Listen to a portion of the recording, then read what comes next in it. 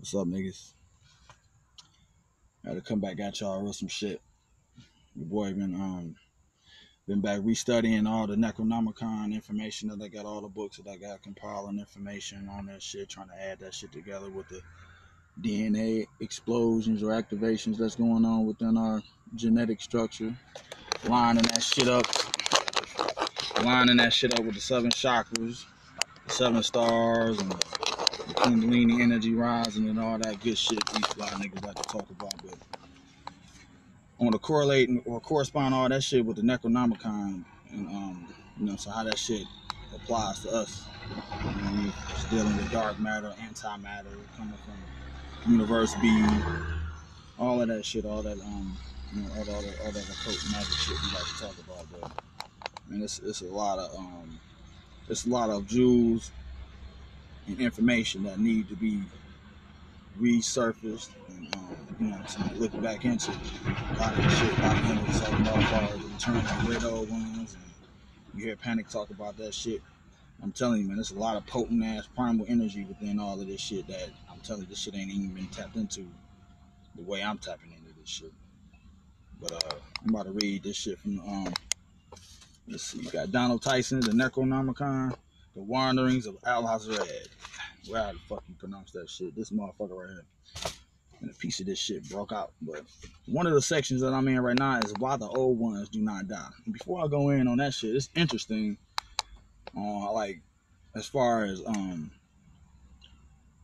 us being black people, Negro, Necro, all of that shit associated with the color black, representing death, representing shit, so to speak, representing melanin, representing dark matter, representing the, you know what I'm saying, the primordial substance of all biological life forms or whatnot. You know what I mean? The black goo, the demonic Dracula particle that absorbs all energy like that black hole shit I was talking about, absorbing all spectrums of light, but also representing the chaos, representing the primordial chaos energy that spawns all things manifest. You know what I mean? All that shit associated with the abyss, with Tiamat, the soul, the Wetiko virus, so to speak. And we going in on that shit the next couple days. But man, it's interesting because if we in universe A, which is a simulation, a holographic reality projected from our subconscious mind, we all know that shit. If we here in universe A, we here within this illusion projecting these physical forms that we in, we really not alive. You see what I'm saying? We really not truly alive in a sense. More so we like more like undead. Where these physical forms that we in are like suits. You see what I'm saying? More so like a uniform to take on and to move about in this third dimensional reality that we in, because we multi-dimensional beings. But the suit that we put on, you know what I mean, is conducive to us as a soul that's inhabiting these suits. So we activate, or the melanin can be you looked at as the activator of all of this shit that we able to do, all the psychic abilities that we have, all the remote influence that we have, all the athletic abilities, and all the mundane physical shit that melanin or dark matter particle holds and gives us an advantage in this dimension. But it's a lot of other occult shit that deals with that shit, with just having melanin, that's been talked about a little bit, but I want to go in on that shit a little further. And now all that shit relates to the Necronomicon. I'm telling you, man, reading the Enuma Elish, the Sumerian text and all that shit, it's a lot of jewels in that shit. It's a lot of shit talking about your black ass that needs to be revisited, so to speak. So I'm about to go into this chapter. This chapter is called "The Why the Old Ones Do Not Die." It's some interesting ass shit. The spawn of Cthulhu, held captive beneath the monastery of the Magi, asserts that the lords of the Old Ones cannot die, for the simple cause that they do not truly live, as other beasts live. Their bodies are not bred upon the earth, but are sent as a pattern from the outer spaces that lie beyond the zones of the four elements, and this pattern or ideal shape is then made tangible by the accretion of matter, which is organized and held together solely by the will of the Lord whose body it becomes. By gathering the moist humors from the air and the fine particles of dust that float upon the wind, The old ones make themselves a physical presence through which to project their designs, but these bodies are little more than suits of clothing which they put on or cast off at their pleasure. Only Cthulhu, having formed his vast bulk in the form of his liking, was loath to put it aside, and so sought to preserve it intact in his house in Rayleigh from the poison of colors from the stars. I want to stop there, and when they talk about Rayleigh, or however you want to pronounce that shit, I look at that shit. What that means to me is that represents the subconscious mind. The house of Rayleigh, where dead Cthulhu waits dreaming. You see what I'm saying? And when they talk about dreaming, well, like when they talk about Cthulhu, period, rising up from the subconscious, I look at that shit as rising up, the soul rising up in matter and reclaiming what it is that's ours, being this entire fucking existence, or and non-existent, everything.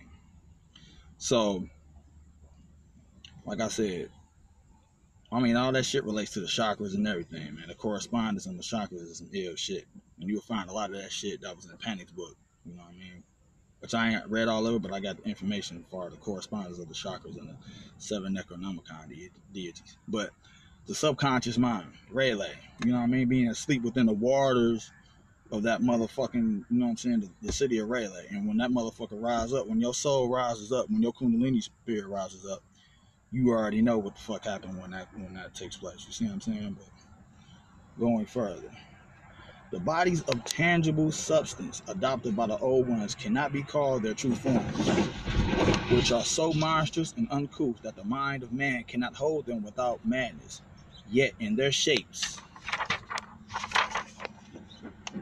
they express in matter and on a level that can be fathomed by thoughts bound to flesh, their essential natures, which transcend both flesh and form itself as we understand these things. When their bodies are broken apart, they immediately reshape themselves, for the will that projects the pattern upon which they are based is able to draw together the bits and fumes of matter, even as they are scattered, so that a wound at once closes and is made smooth, and a limb struck off by a sword is regrown. In this peculiarity, the old ones differ from the elder things, who are indeed beings of flesh, although their bodies are unlike any that arose from the clay of our world. Similarly, the Migo of Yugos are flesh, however strange it may appear to human eyes. By contrast, the bodies of the old ones are more thought than flesh. For although they go about clothed in form, it is their minds that sustain their shapes, not their shapes that sustains their mind, as is true of all earthly life. And this is proven by the process of death, since when the body of a living creature is destroyed, its mind is darkened and loses power to affect the world. Yet when the body of one of the old ones or their spawn, which is at unity with their nature, is broken up, its mind remains and exerts its will to reform its shape. The mind of man dwells within his house of flesh after the manner of a householder, and his house protects him from the harshness of storms and cold, and permits him to raise his children, which are the thoughts of the body. Yet the minds of the old ones are as merchants who remain in their own land and send forth ships across the sea to accomplish their purposes, and control the doings of these ships by means of letters dispatched without the necessity of going forth themselves. If a man loses his house, that is his only protection. He will surely perish. But if a merchant loses a ship to mischance at sea, he has others to take its place and carry on his plans without hindrance.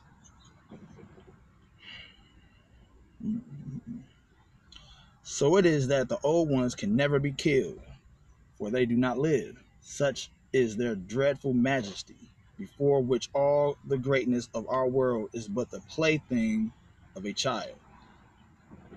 What recourse has any sane man other than to worship them? The sons of Sirius know this truth, yet in their arrogance they think to find a way to disperse the bodies of the old ones in a manner that will prevent their reformation.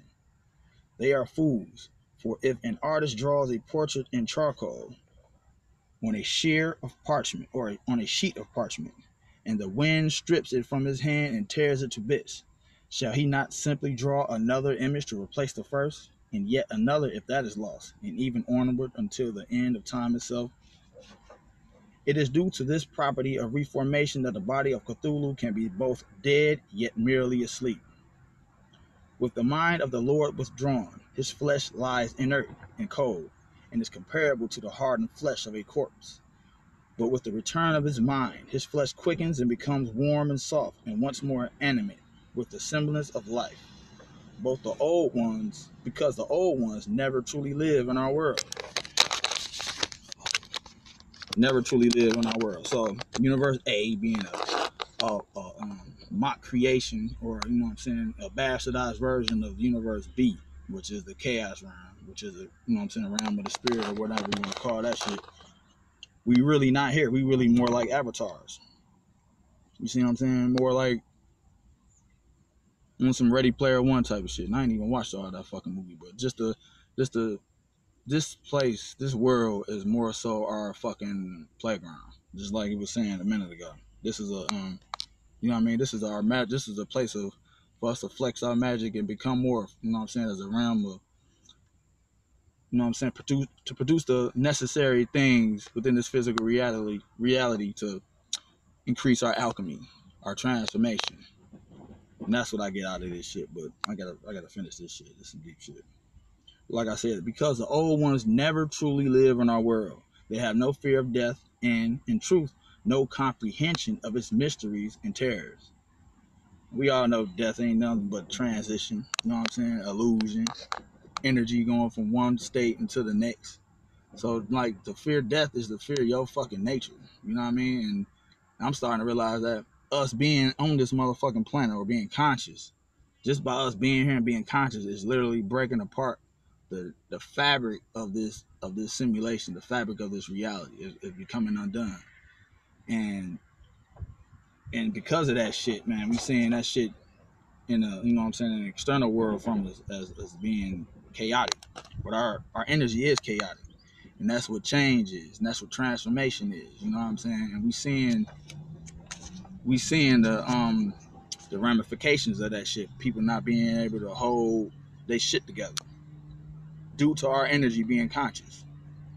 You know what I'm saying? That's an outward manifestation of our energy. Is almost like it's a destructive energy, so to speak. Or it is, in this time period, it's more so like we this shit is becoming undone. We getting tired of this shit, so to speak. Or we shedding our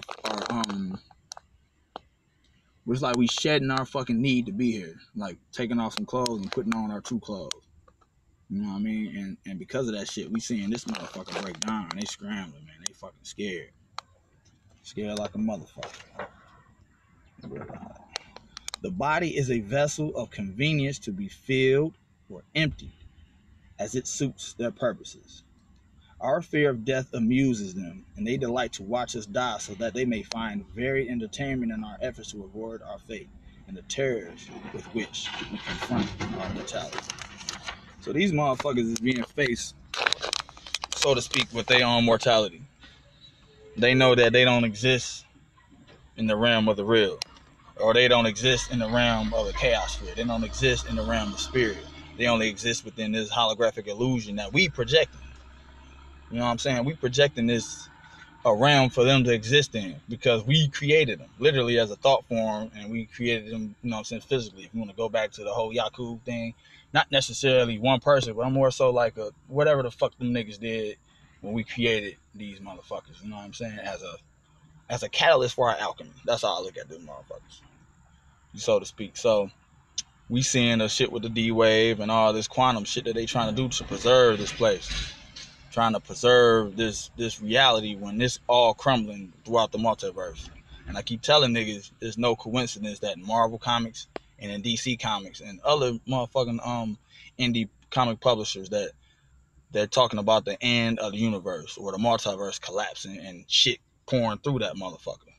You got in DC, you got the whole Dark Knight's Metal shit that happened, and that created a rift or tear in space, and all kind of shit from the source walls coming into this motherfucker. Shit that ain't supposed to be, so to speak, more so on some great old ones, Necronomicon type of shit.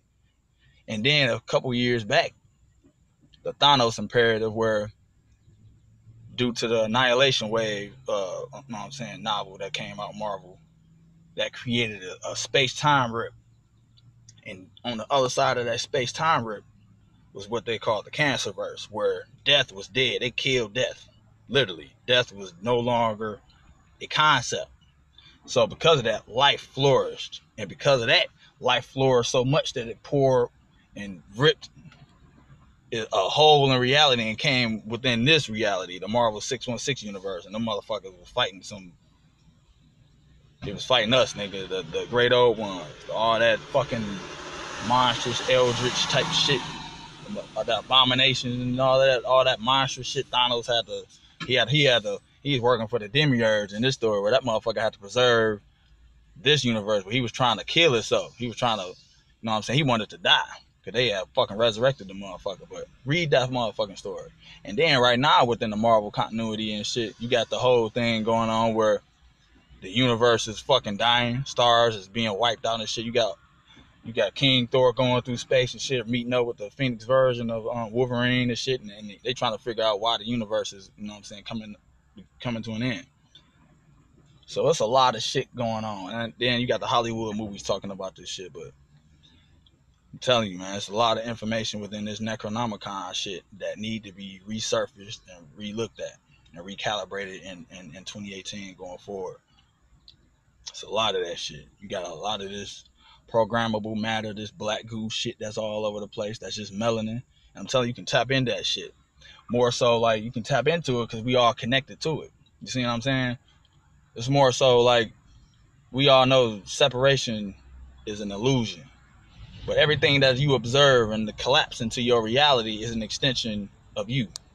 It's an extension from your subconscious mind. So it's essentially still connected to you. And you can manipulate and tap into that shit by, you know what I'm saying, you gotta reprogram your subconscious mind to be able to even have the thought or mindset to be able to accomplish this shit within your reality. You see what I'm saying? You gotta do that shit. You gotta reprogram your subconscious mind. And if you a bitch, if you a nigga that's on a motherfucking fence on being able to access your latent psychic abilities, you need to take your ass back to church. There's a lot of niggas doing work out here, and I'm one of them. And I'm telling you, to be able to tap into another motherfucker's nervous system and remote influence a motherfucker, that's not some shit that's just, you know what I'm saying, related to just being in fantasy or comic books and shit like that. You know what I mean? Tapping into the real energy and shit, the magnetism energy that's all present on the motherfucking planet. You know what I mean? And I'm telling you, it's a lot of motherfucking potential within all of this shit. And this shit needs to be looked at. So the next couple of days, I'm gonna be reading shit from the Necronomicon, tying all of this shit together, man. Because this is a lot of good information within all of this shit. And what the fuck? I wanted to say some shit on the motherfucking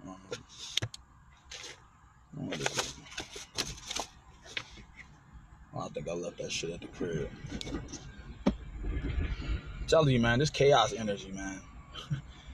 If you ain't motherfucking tapping into your own chaos and creating the fucking harmony within that shit, like, I don't know what the fuck you doing, man. You gonna suffer. Your human existence will fucking suffer, and you won't. Like, this is some magical shit going on right here, man. A lot of shit, a lot of fucking opportunities every day to enhance your shit, to tap into your shit. I'm telling you, so.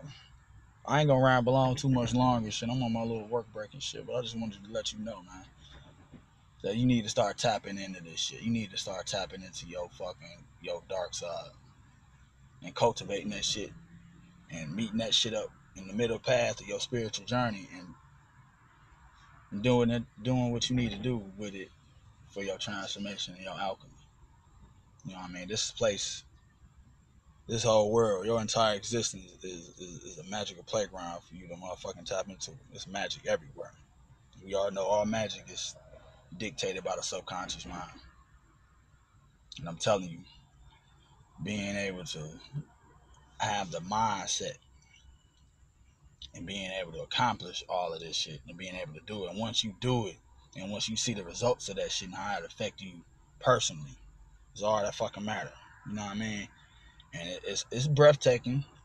it's almost more so like a shock, but at the same time, you shouldn't be too surprised if you know yourself, you know thyself, know what the fuck you are. You know what I mean? So I'm telling you, man. But on that great old one shit, you hear that shit. You know what I mean? My man had the Kindred AI fucking computer, Jordy Rose, talking about contacting the great old ones and all that shit. I'm gonna go in on that shit later. But I think the motherfucker, if he was smart, he double talk. But if he's real smart, they don't want that shit here. They don't want our true essence pouring into this motherfucker, because it's almost as if we operating as a cancer cell and we destroying this reality from the inside out, like a virus. You know what I mean? And then the shit I'm into ley line motherfucking manipulation and shit like that. You know what I'm saying? Atmospheric, psychic vampirism and shit like that. Being able to tap into the fucking the earth grid on where a city is and siphon the fucking energy that's present there. That's the type of shit I'm into. You know what I mean? I'm gonna be talking about that going forward, but and being able to influence the thoughts of others. You know what I mean? Like a puppet. 'Cause I'm the puppeteer. And all of that shit that I tap into I wouldn't be able to do it if my mindset wasn't the way it is. If I didn't reprogram my subconscious mind on being able to accomplish this shit, on being able to even think this shit was even possible. You know what I'm saying? Going through self-hypnosis, going through, you know what I'm saying, binaural reprogramming of the subconscious mind like I do. I use that shit every day. And I'm telling you, once your mind gets on a pattern, or, you know what I'm saying, manipulating your brain waves on a certain neurological pattern over and over again and working this shit, it changes you. It changes you from the inside out. And I'm seeing the results of that shit in my observable reality every day. Talking to the spirits, communicating with plants, birds, other people. This shit is nothing. It's like, it's not that fucking, it's not that hard to accomplish. You know what I mean? You gotta have the mindset of, I mean, you God. You gotta know that shit, and then not only that, you gotta act on that shit. That comes with a lot of fucking responsibility in your reality. You can't be saying you gotta walk in this path and be complaining about your human existence, why you can't do shit, why you ain't got shit, why you fucking never can accomplish what you want. How the fuck can you say that or be experiencing that shit if you knew who you was? Makes no sense. So I'm not gonna go on too much longer, but like I said, I'm gonna be tapping into this fucking Necronomicon shit, because that's like one of my fucking favorite topics of discussion. You know what I mean?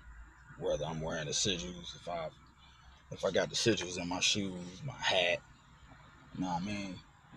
That shit, I'm telling you, that shit is activated and that shit is anchored within my reality everywhere I go. Every step I take, I'm using to enhance my shit. You see what I'm saying? You need to ritualize your human existence, or your existence here within this simulation. You know what I mean? You need to, every day, every breath you take, you know what I'm saying? You want to go through breathing techniques should be used to enhance your godlike powers. So that's all I want to say for now. But I'll be getting back at y'all niggas in a minute though. Peace.